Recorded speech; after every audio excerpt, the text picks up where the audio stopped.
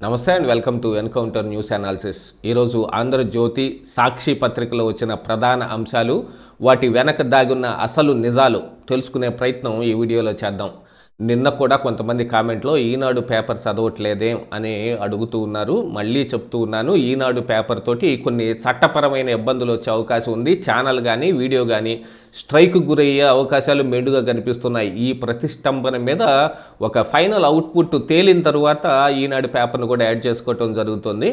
ఇక లేట్ చేయకుండా అనాలిసిస్లోకి వెళ్ళిపోతే, ఈ వీడియో చూస్తున్న ప్రతి ఒక్కరికి నా యొక్క సిన్సియర్ రిక్వెస్ట్ ఏంటి అంటే, వీడియోని ఖచ్చితంగా లైక్ చేయండి. ఇంకా మీకు తెలిసిన 10 మందికి దీన్ని షేర్ చేయండి. తద్వారా ఈ ఛానల్ కానీ ఈ వీడియో కానీ గ్రోత్కి మీ వంతు సహాయాన్ని మీరు చేయవలసిందిగా నేను కోరుకుంటూ ఉన్నాను. ఇక ఆంధ్రజ్యోతిలో ఈ రోజున పట్టు కాదు పాలిస్టర్, టీటీడీలో వెలుగు చూసిన మరో స్కామ్. ఆల్రెడీ టీటీడీలో నెయ్యి కల్తీ విషయంలో ఒక స్కామ్ జరిగింది. దాని కాకుండా పరకామణి చోరీ విషయంలో దాన్ని సెటిల్మెంట్ చేసుకొని ఆ రవికుమార్ తోటి ఆస్తులు రాయించుకునే అంశంలో మరొకటి జరిగింది. ఈ రెండు నెయ్యి కల్తీని వచ్చి సిబిఐ సిట్టు, రాష్ట్ర ప్రభుత్వ పోలీసులతోటి సిట్టు బృందం ఏర్పడి తద్వారా దాన్ని ఒకవైపు ముందుకు తీసుకెళ్తా ఉంటే, మరొక వైపు ఏపీ హైకోర్టు చేత ఆదేశించబడి మళ్ళీ సిఐడి ఈ పరకామణి కేసులో విచారణ చేస్తుంది. దీంతో పాటు ఇప్పుడు కొత్తది ఇంకా తవ్వుకుంటూ పోతే కొన్ని వందల స్కాములు బయటకు వచ్చే అవకాశం ఉంది. అందులో భోజనాల్లో వాడిన పదార్థాలతో సహా ఇందులో స్కాముకి గురయ్యాయి అనేది. ఇక ఇవి కాకుండా మరి వాళ్ళ అనుయాయులకు కానీ, వాళ్ళ ఆస్థాన ఈ జ్యోతిష్యులు లేకపోతే గురువులకి అక్కడ స్థలాలు కట్టబెట్టిన అంశంలో కానీ వీటన్నిటి మీద కూడా దర్యాప్తు చేస్తే టీటీడీలో చేసిన అవకతవకలు 200 బయటపడే అవకాశం ఉంది. ఇప్పుడు ఇందులో పట్టు కాదు పాలిస్టర్. ఇప్పుడు ఈ కొత్త స్కామ్ ఏంటంటే, ఎవరైనా సెలబ్రిటీలు వచ్చినప్పుడు కానీ లేకపోతే ప్రముఖులు వచ్చిన సమయంలో వాళ్ళకి స్వామివారి వస్త్రాలు అని చెప్పి కప్పే ఆ వస్త్రాలు వీటన్నిటిని పట్టు కాకుండా పాలిస్టర్లు కొన్నారు. దాన్ని కూడా ఎక్కువ రేటుకి కొన్నారు అనేది ఇక్కడున్న అభియోగం. శ్రీవారిని దర్శించే ప్రముఖులు, భక్తులకు కప్పే పట్టు వస్త్రాలు కొనుగోళ్లలో కక్కుర్తి. ధర్మవరం, మైసూరు ల్యాబుల్లో నిర్ధారణ. 350 విలువైనది 1389 కొనుగోలు. నగరి విఆర్ఎస్ ఎక్స్పోర్ట్లో నుంచే వేలాదిగా వచ్చాయి. ఈ ఏసీబీ విచారణలో టీటీడీకి లేఖ. ఏసీబీ విచారణ చేయాలని టీటీడీ లేఖ రాయటం జరిగింది. దీంట్లో కూడా అనేక రకాలైన పెద్ద పెద్ద స్కాములు ఇంకా బయటకు వచ్చే అవకాశం మెండుగా కనిపిస్తూ ఉంది. గత వైసీపీ హయాంలో శ్రీవారి ప్రసాదానికి వినియోగించిన నెయ్యి కల్తీ, పరకామణిలో చోరీ కేసు రాజీ. చివరకు శ్రీవారిని దర్శించే ప్రముఖుల భక్తులు కప్పే పట్టు వస్త్రాల కొనుగోలులో దగా. పట్టు పేరిట పాలిస్టర్ వస్త్రాలు కొనుగోలు చేసి మోసం చేశారు. గత పాలక మండలి హయాంలో వెంకన్న భక్తులకు అందరినీ మోసం చేశారు. అక్రమాలు బయటపడుతూనే ఉన్నాయి. నిబంధనలకు విరుద్ధంగా సిల్క్ పేరుతోటి పాలిస్టర్ వస్త్రాలను సరఫరా చేసి భారీగా అవినీతికి పాల్పడినట్లు తాజాగా తేలింది. వ్యక్తిగత వినియోగం కోసం టీటీడీ చైర్మన్ బిఆర్ నాయుడు ఇటీవల కొన్ని పట్టు వస్త్రాలను కొనుగోలు చేయగా కేవలం 350 ధరకే లభించాయి. అయితే టీటీడీ కొనుగోలు చేస్తున్న పట్టు వస్త్రాలు మాత్రం 1000కి పైనే ధర ఉన్నాయి. దీంతో 30 రోజుల్లో విచారణ చేపట్టి నివేదికను సమర్పించాలని ఆదేశించారు. సెప్టెంబర్ 16వ తేదీన జరిగిన బోర్డు సమావేశంలో ఈ నిర్ణయం తీసుకున్నారు. ఇది ఇంకొక స్కామ్ బయటకు వస్తుంది. తవ్వే కొద్ది పుట్టల కొద్దీ బయటకు వస్తూ ఉంటాయి. ఇక డ్రోన్ సిటీలో పెట్టుబడులు పెట్టండి. అసెంబ్లింగ్, టెస్టింగ్ యూనిట్ ఏర్పాటు చేయండి. గూగుల్ సీఈఓ సుందర్ పిచాయ్కు లోకేష్ విజ్ఞప్తి. విశాఖలో గూగుల్ డేటా సెంటర్ పనులపై చర్చ. అమెరికాలో ఐటీ దిగ్గజ సంస్థల ప్రతినిధులతో భేటీ. గత 4 రోజులుగా లోకేష్ అమెరికాలో ఉండి ప్రముఖ పెద్ద పెద్ద పారిశ్రామికవేత్తల మొత్తాన్ని అందరినీ కలవటం జరుగుతుంది. గూగుల్ లాంటిది కానీ, అడోబ్ కానీ, మైక్రోసాఫ్ట్ కానీ ఇలాంటి పెద్ద పెద్ద కంపెనీలు. గతంలో అలాంటి వాటిల్లో కొన్ని కంపెనీలు హైదరాబాద్ రావటం వలన హైదరాబాద్ డెవలప్మెంట్ ఎలా ఉంది అనేది అది చంద్రబాబు నాయుడు రెజీమ్ అనుకుంటే, ఇప్పుడు లోకేష్ రెజీమ్ నడుస్తుంది. యాక్చువల్గా చెప్పాలి అని అనుకుంటే కనుక అభివృద్ధి అనేదానికి ఇదిగో చంద్రబాబు నాయుడు హైదరాబాద్లో ఈ హైటెక్ సిటీ ప్రామాణికం అని తీసుకుంటే, ఇక్కడ ఆంధ్రప్రదేశ్ విభజిత ఆంధ్రప్రదేశ్ వచ్చేటప్పటికి అమరావతిలో ఇదిగో లోకేష్ ఈ మిలీనియం టవర్స్ కానీ లేకపోతే ఈ క్వాంటమ్ టవర్స్ అనేవి కానీ లేకపోతే ఏఐ యూనివర్సిటీలు వీటితోటి లోకేష్ ఒక ముద్రని అమరావతి మీద అభివృద్ధి రూపంలో చూపించే అవకాశాలు మెండుగా ఉన్నాయి. ఇక్కడ రాష్ట్రానికి భారీ పెట్టుబడులు సాధించేందుకు టెక్నాలజీ పరంగా ఏపీని ప్రగతి పదంలో నడిపించేందుకు మంత్రి లోకేష్ ప్రపంచ దిగ్గజ టెక్ కంపెనీ ముఖ్య ప్రతినిధులతో భేటీ అయ్యారు. అమెరికా, కెనడా పర్యటనలో ఉన్న ఆయన బుధవారం గూగుల్ సీఈఓ సుందర్ పిచాయ్తో పాటు ఇంటెల్, ఎన్విడియా, అడోబ్, జూమ్ తదితర సంస్థలు ప్రతినిధులతో వరుసగా సమావేశాలు నిర్వహించారు. శాన్ ఫ్రాన్సిస్కోలో సుందర్ పిచాయ్తో సుమారు 2 గంటల పాటు భేటీ జరిగింది. విశాఖలో $15 బిలియన్ పెట్టుబడితో ముందుకు వచ్చినందుకు ధన్యవాదాలు తెలిపారు. ఇలాగా అన్ని పెద్ద పెద్ద కంపెనీలతోటి అడోబ్ కానీ, ఇంటెల్ కానీ, ఎన్విడియా కానీ, జూమ్ కానీ అన్నీ చాలా పెద్ద బిగ్గెస్ట్ కంపెనీస్ అన్నమాట. వస్తే మామూలుగా ఉండదు. ఇంకా పరుగులు తీయాలి. మంత్రులు, కార్యదర్శులు, హెచ్ఓడీలకు సీఎం ఆదేశం. ఆయా శాఖల పనితీరుపై సుదీర్ఘ సమీక్ష, ప్రోగ్రెస్ రిపోర్టు, సంతృప్తి శాతాలతో ప్రజెంటేషను. నిన్న చాలామంది ఎవరెవరు ఏ మంత్రులు ఏ రకంగా పనిచేస్తున్నారనే దాని మీద వాళ్ళకి ఇచ్చారు. అందులో ఫైళ్ల పరుగు ఇలా డోలా, నిమ్మల, ఫరూక్ టాప్లో ఉన్నారు.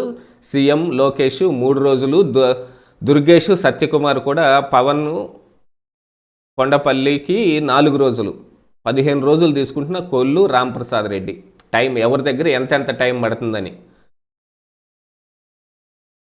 బాగా అందరికీ గట్టిగానే ఇచ్చేసినట్టున్నారు. నిన్న ప్రోగ్రెస్ రిపోర్ట్, సంతృప్తి శాతాల్లో ప్రజెంటేషను, నిర్దిష్ట లక్ష్యాలు విధిస్తూ ఆదేశాలు. సంక్షేమం, అభివృద్ధి రెండూ జరగాల్సిందే.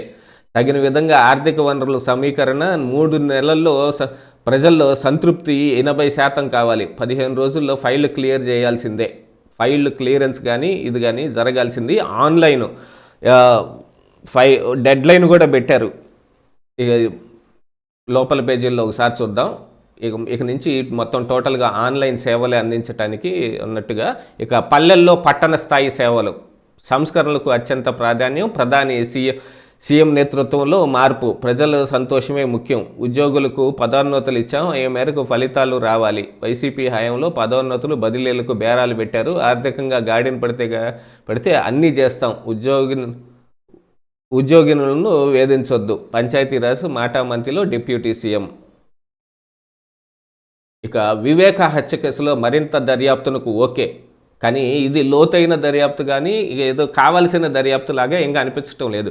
పాక్షిక విచారణకు అనుమతించిన Nampally CBI court Sunil Yadav, Kiran Yadav, YS Prakash Reddy, Arjun Reddy ఫోన్ల సంభాషణ పైనే దర్యాప్తు చేయాలి.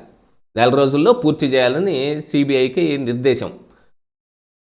మాజీ సీఎం జగన్ చిన్నాన్న, మాజీ మంత్రి వైఎస్ వివేకానంద రెడ్డి హత్య కేసులో మరింత లోతైన దర్యాప్తు చేసేందుకు సిబిఐ కోర్టు పాక్షికంగా అనుమతించింది. ఈ కేసులో అసలు సూత్రధారులు తప్పించుకోకుండా ఉండాలని, మరోసారి సమగ్ర దర్యాప్తు చేయాలని గత నెల 21వ తేదీన నాంపల్లి సిబిఐ కోర్టులో వివేక కుమార్తె సునీతారెడ్డి పిటిషన్ వేయడం తెలిసిందే.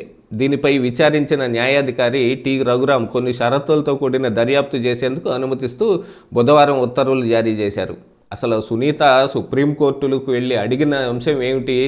ఇందులో జగన్మోహన్ రెడ్డికి ప్రపంచానికి బాహ్య ప్రపంచానికి మరణ వార్త తెలియటం కంటే ముందుగానే జగన్మోహన్ రెడ్డికి తెలుసు అంటే అది ఎలా తెలిసింది? దానికి ఎవరు సమాచారం ఇచ్చారు? ఆ ఫోన్ చేసింది ఎవరు? ఈ అన్ని విషయాలు తేలాలి అనే అంశాలు అన్నిటినీ ఆవిడ పేర్కొంటూ మరి సుప్రీంకోర్టులో ఆ రోజున పిటిషన్ వేసింది. ఇక్కడ చూస్తే తీరా సునీల్ యాదవ్, కిరణ్ యాదవ్, వైఎస్ ప్రకాష్ రెడ్డి, అర్జున్ రెడ్డి వీళ్ళ ఫోన్లు మాత్రం వెరిఫై చేయండి అని అంటే ఇంకా ఏం చెప్పగలుగుతారు ఎవరైనా?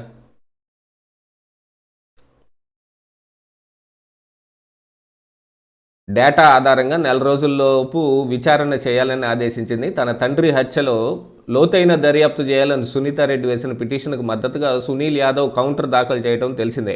పలు అంశాలపై సిబిఐ దర్యాప్తు అసమగ్రంగా ఉందని నిందితుల్లో కొంతమంది ప్రస్తావించడం, కోర్టు ఆదేశిస్తూ దర్యాప్తు చేయడానికి సిద్ధంగా ఉన్నామని సిబిఐ సంసిద్ధత వ్యక్తం చేయటం, చట్టపరంగా దర్యాప్తు కొనసాగించడానికి అడ్డంకులు లేకపోవడంతో పాక్షిక విచారణకు సిబిఐ కోర్టు అనుమతిచ్చింది. కాల్ రికార్డు, డేటా ఆధారంగా దర్యాప్తు జరగాలి.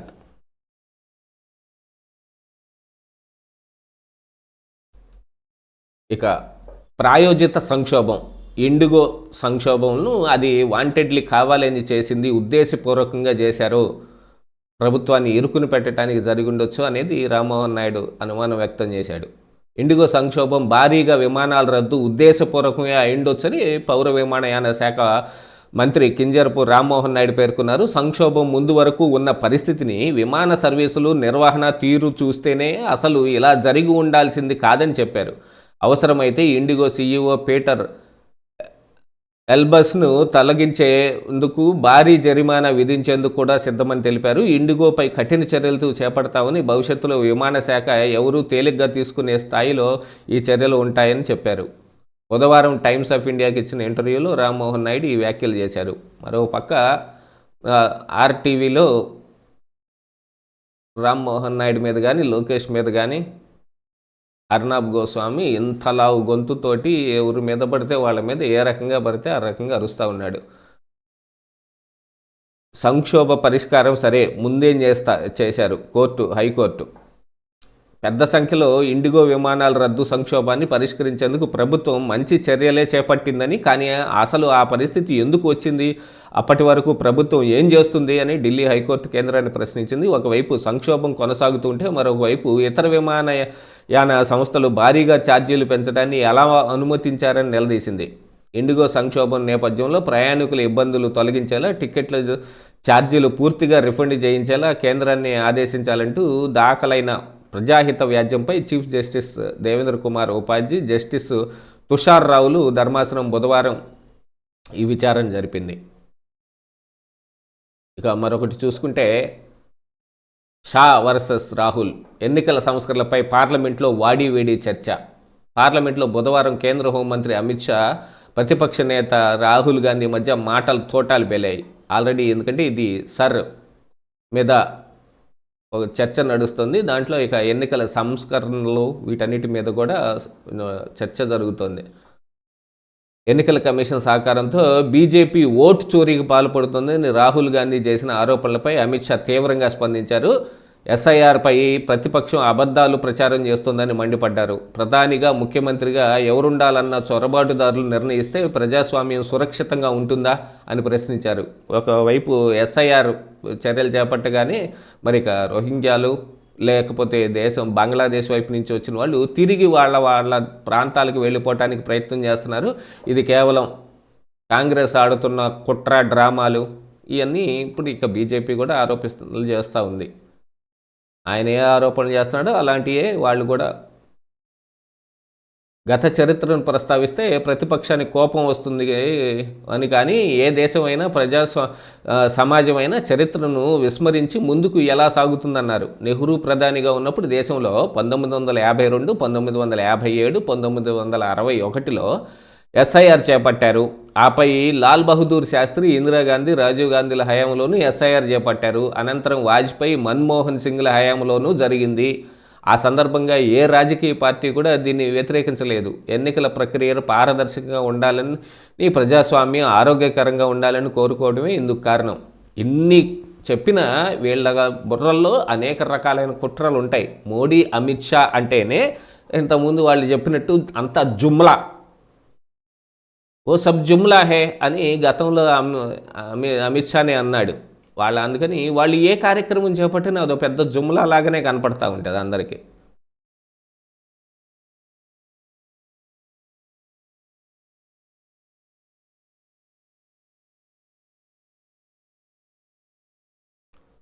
ఇక కల్తీ నెయ్యిపై పోలీసులకు ఫిర్యాదు చేయలేదేం? సుబ్రహ్మణ్యాన్ని అరెస్ట్ చేసి సిట్టు విచారణ చేస్తుంది. ఆయన కస్టడీలోకి తీసుకొని విచారణ చేస్తుంటే నిన్న వచ్చిన అంశం ఏంటి? నిన్న పత్రికలో తెరపైకి వచ్చింది, వైవి సుబ్బారెడ్డికి ముందే తెలుసు ఈ కల్తీ జరుగుతుంది అనేది. అలా వైవి సుబ్బారెడ్డికి తెలుసు అని మేము చెప్పాము అని చెప్పినా మరి తర్వాత అప్పుడు మరి ఈవోకి ఎందుకు చెప్పలేదనే ప్రశ్నకు మాత్రం సమాధానం లేదంట. అంతా ఈ సుబ్రహ్మణ్యం కూడా ఈ బోలేబాబా డైరీ దగ్గర నుంచి అక్కడ, లేకపోతే ఈయన వైవి సుబ్బారెడ్డి పిఏగా చెప్పబడుతున్న అప్పన్న ఆదేశాల గురించి కానీ, మైసూర్ నుంచి వచ్చిన ల్యాబ్ టెస్ట్ని, మెయిల్ని ఆమెతోనే అలాగనే తన దగ్గర తొక్కిపట్టేయటం, సెల్ ఫోన్లు లేకపోతే $20 వాళ్ళ దగ్గర నుంచి లంచాలు తీసుకోవటం ఇవన్నీ చేసి ఇప్పుడు బీపీ పెంచుకుంటున్నాడు. ఆయనకి మరి కస్టడీ అని చెప్పగానే బీపీ పెరుగుతుందంటే టాబ్లెట్లు వేసి కూర్చోబెట్టి నెమ్మదిగా నిదానంగా ఉన్నాడు అని అనుకుంటే ఇంకప్పుడు ప్రశ్నల వర్షం కురిపిస్తున్నారు. శ్రీవారి ప్రసాదాల తయారీకి వినియోగించిన నెయ్యి కల్తీ అవుతోందని తెలిసినా పోలీసులకు ఎందుకు ఫిర్యాదు చేయలేదు? టీటీడీ చైర్మన్గా ఇచ్చిన ఆ సమాచారాన్ని ఈవోకి ఎందుకు ఇవ్వలేదు? మైసూరు సిఎఫ్టిఆర్ఐ రిపోర్టును ఎందుకు తొక్కిపట్టారు అంటూ కల్తీ నెయ్యి కేసులో నిందితుడు సుబ్రహ్మణ్యంపై స్ట్రిక్ట్ ప్రశ్నల వర్షం కురిపించిందని తెలుస్తోంది. ఈ కేసులో రిమాండ్లో ఉన్న A16 Ajay Kumar Sugandh, A29 TTD procurement మాజీ జీఎం సుబ్రహ్మణ్యంను సిట్టు మంగళవారం 4 రోజులు కస్టడీకి తీసుకున్న సంగతి తెలిసిందే. రెండో రోజు అయిన బుధవారం కూడా తిరుపతిలో సిట్ కార్యాలయంలో వీరిద్దరిని సిట్టు బృందం అధికారులు విచారించారు. గతంలో ప్రొక్యూర్మెంట్ జీఎంగా కీలక పోస్టులో పనిచేస్తున్న కల్తీ నెయ్యి సరఫరాకు సహకరించారన్న ఆరోపణలు ఎదుర్కొంటున్న సుబ్రహ్మణ్యంకి సిట్టు లోతైన ప్రశ్నలు వేసింది. బోలేబాబా, ప్రీమియర్, వైష్ణవి డైరీల నుంచి టీటీడీకి సరఫరా అయిన నెయ్యి కల్తీ కూడుకున్నదని 2022 ఆగస్టులో Mysuru central food technology research institute నుంచి రిపోర్ట్ రాగా వెంటనే పోలీసులకు ఎందుకు ఫిర్యాదు చేయలేదు? బాధ్యత కలిగిన జీఎం కల్తీ నెయ్యి సరఫరాను ఎందుకు అడ్డుకోలేదు? మైసూర్ ల్యాబ్ నివేదిక గురించి టీటీడీ చైర్మన్కు సమాచారం ఇచ్చి ఈవోకు మాత్రం ఎందుకు ఇవ్వలేదు?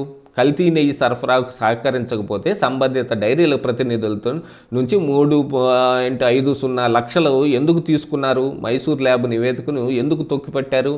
ఏ ప్రశ్నకు ఆయన దగ్గర సమాధానం లేదు. ఇలాంటి ప్రశ్నలన్నీ వేస్తే ఇక దాంట్లో వాళ్ళు మౌనం సమాధానం అన్నట్టు వెనకటికి ఒక సామెత చెబుతారు, మౌనం అర్ధాంగీకారం అని. ఎవరన్నా మౌనంగా ఉన్నారు అని అంటే అందులో సగం నిజం ఉంది, సగం అబద్ధం ఉంది, సగంగా వేసుకోవాలి అని చెబుతారు. పరకామణి చోరీపై చట్టపరంగా చర్యలు, సిఐడి ఏసీబీకి హైకోర్టు ఆదేశం. తిరుమల శ్రీవారి పరకామణి చోరీ వ్యవహారంలో చట్ట ప్రకారం చర్యలు చేపట్టాలని సిఐడి ఏసీబీ డీజీపీను హైకోర్టు ఆదేశింది. ప్రస్తుతం చేస్తున్న దర్యాప్తు కొనసాగించాలని, కేసును సమర్థంగా విచారించేందుకు సమాచారాన్ని పరస్పరం పంచుకోవాలని నిర్దేశించింది. దర్యాప్తు వివరాలపై అవసరమైన మేరకు ఐటీ ఈడీలతో పంచుకోవాలని స్పష్టం చేసింది. ఇప్పటికే TTD AVSO Satish Kumar postmortem certificate ప్రతిని 3 రోజుల్లోగా సీల్డ్ కవర్లో రిజిస్ట్రార్కు అందజేయాలని సిఐడిని ఆదేశించింది. పిటిషన్పై తదుపరి విచారణ 16కు వాయిదా వేశారు. ఆల్రెడీ ఇందులో ప్రిలిమినరీ ఛార్జ్ షీట్ ఒకటి దాఖలు చేశారు. ఇక దాంతో మరి రవికుమార్ ఎవరైతే చోరీకి పాల్పడ్డారో $9 అని అంటున్నారే జగన్మోహన్ రెడ్డి, ఆ రవికుమార్ కూడా బయటకు వచ్చాడు. ఆయన కూడా మరి ఇక వాళ్ళే తీసుకొచ్చారు బయటికి అనేది ఒకటి కనపడుతుంటే అంతా కలిసే చేశారు. ఇది నకిలీ మద్యం. దీంట్లో జయచంద్రారెడ్డి పిఏ రాజేష్ని విచారణ చేసే దాంట్లో మొత్తం బయటపడిపోయింది. అంతా కలిసి అందరూ కావాలనే చేశారు, ముందుగానే ఆదేశాలతోటే జరిగినాయి అనేది ఆయన కన్ఫెస్ అవటం జరిగింది. తక్కువ ఖర్చుతో ఎక్కువ సంపాదించాలనే మొలకల చెరువులో నకిలీ మద్యం తయారీ, జనార్దన్ రావు పథకానికి జయచంద్రారెడ్డి, గిరిధర్ రెడ్డి సరే అన్నారు. అక్కడ టీడీపీ ఇన్ఛార్జిగా ఉన్న ఈ జయచంద్రారెడ్డి, అదే జనార్దన్ రావుకి అతనికి పూర్వం ఇంజనీరింగ్ కళాశాలలో వాళ్ళకి ఏదో పరిచయాలు ఉండేవి. అందుకని అద్దేపల్లి జనార్దన్ రావు కూడా ఇక్కడ ఇబ్రహీంపట్నం నుంచి మరి ఆడ తంబాలపల్లి వెళ్ళాడు. అక్కడ వాళ్ళకి ప్లాన్ చెబితే వాళ్ళు సరే అన్న తర్వాతనే అసలు అది పెట్టడం కూడా జరిగింది. అందుకని ఆయన సౌత్ ఆఫ్రికా వెళ్ళాడు, ఇంతవరకు రాలేదు. జయచంద్రారెడ్డి చెప్పారనే ఫోన్లు ధ్వంసం, ఎక్సైజ్ పోలీసులకు పిఏ రాజేష్ వాంగ్మూలం. తక్కువ ఖర్చుతో ఎక్కువ డబ్బు సంపాదించాలనే దురాశతో అద్దేపల్లి జనార్దన్ రావు, జయచంద్రారెడ్డి, ఆయన బామ్మర్ది గిరిధర్ రెడ్డి, కట్ట సురేందర్ నాయుడు అంతా కలిసి మొలకల చెరువులో నకిలీ మద్యం తయారీ అమ్మకాలు చేశారు. ఈ విషయంలో ఇప్పుడు జోగి రమేష్ అరెస్ట్ వచ్చి ఎందుకు జరిగింది? అద్దేపల్లి జనార్దన్ రావు తోటి ఆయనే కాన్స్పిరసీ చేసి ఒక కుట్ర చేసి, ఇదిగో మీకు తెలిసిన ఈ తంబళ్ళపల్లి నియోజకవర్గంలో వెళ్ళి అక్కడ మీరు ఆయన హెల్ప్ తీసుకొని ఆడ మీరు యూనిట్ పెట్టండి అని ప్రోత్సహించి 3 కోట్ల డబ్బు ఆశ చూపించి ఆయన అక్కడ వెళ్ళి పెట్టిన తర్వాత ఆయన్ని దేశం దాటించి సౌత్ ఆఫ్రికా వెళ్ళిపోయేటట్టుగా మాట్లాడుకొని ఆ తర్వాత ఈయన సమాచారం ఇచ్చి పట్టించాడు. అది అందులో ఉన్న కాన్స్పిరసీ. ప్రభుత్వాన్ని ఇరుకుని పడేయటానికి ఒక పక్కన జగన్మోహన్ రెడ్డి మీద ఉన్న లిక్కర్ స్కామ్లో అలా ఆ విధంగానే ఇప్పుడు చంద్రబాబు నాయుడు మీద ఈ కల్తీ లిక్కర్ స్కామ్ ఒకటి ఆరోపణ చేసి రెండింటిని సమం చేస్తే శభాష్ జోగి రమేష్, నా మనసు దోచుకున్నావు రమేష్ నువ్వు అని మళ్ళీ జగన్మోహన్ రెడ్డి అంటాడని ఈయన అభిప్రాయం. అది చేసి ఆయన ఇరక్కపోయాడు. అందులో జరిగిన దాంట్లో ఇక ఒకటొకటి బయటకు వస్తానే ఉన్నాయి. 14 రోజులు రిమాండ్ విధించడంతో మదనపల్లి సబ్ జైలుకు తరలించారు. రాజేష్ రిమాండ్ రిపోర్ట్లో సంచలన విషయాలున్నాయి. పీటీఎం మండలం మల్లెల గ్రామానికి చెందిన రాజేష్ బీఎస్సీ అగ్రికల్చర్ వరకు చదివాడు. గుడివాడలో ప్రైవేటు కంపెనీలో కొంతకాలం పనిచేశాడు. తర్వాత ఉద్యోగాన్ని వదిలేసి స్వగ్రామానికి వచ్చి ఏడాది పాటు ఖాళీగా ఉన్నాడు. 2019-22 వరకు బి కొత్తపేటలో ఈ వ్యాపారం ప్రారంభించి నష్టం రావడంతో మూసేశాడు. 2023 నుంచి జయచంద్రారెడ్డికి పిఏగా పనిచేస్తూ ఉన్నాడు. 24లో తంబెళపల్లి నియోజకవర్గ టీడీపీ అభ్యర్థిగా జయచంద్రారెడ్డి టికెట్ రావడంతో ప్రచార కార్యక్రమాలు, సమావేశాలకు సంబంధించి పనులు చేశాడు. జయచంద్రారెడ్డి ఎన్నికల ప్రచారంలో అద్దేపల్లి తరచూ పాల్గొనేవాడు. అద్దేపల్లి అక్కడికి వచ్చేవాడు, ఇటు జోగి రమేష్ని కలిసేవాడు. ఇది కాన్స్పిరసీ, ఆ కుట్రతోటి ఇక్కడ జరుగుతుంది.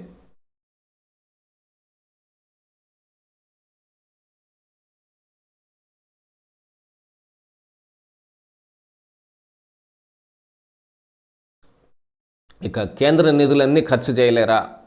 సీఎం కేంద్రం నుంచి నిధులు రావటం, అవి ల్యాప్స్ అయిపోవటం ఇవన్నీ కాకుండా ఖచ్చితంగా వాటన్నిటిని వాడుకునే ప్రయత్నం చేయండి అని, మురిగిపోయే పరిస్థితి రానియొద్దు. డెడ్ లైన్ పూర్తవగానే శాఖలకు ఫోన్ చేస్తాం, అప్పటికీ వాడకపోతే మీ జీతాల నుంచి కట్ చేస్తా కార్యదర్శులను హెచ్చరించిన చంద్రబాబు.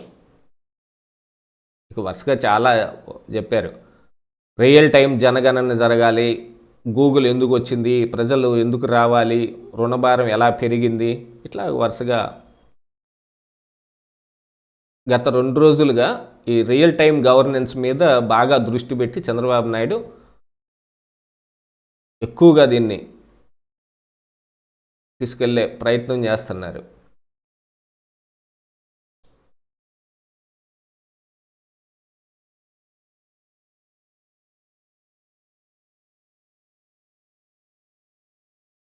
ఇక డెడ్ లైన్ జనవరి 15. రాష్ట్రంలో ఇక ఆన్లైన్లోనే పరిపాలన.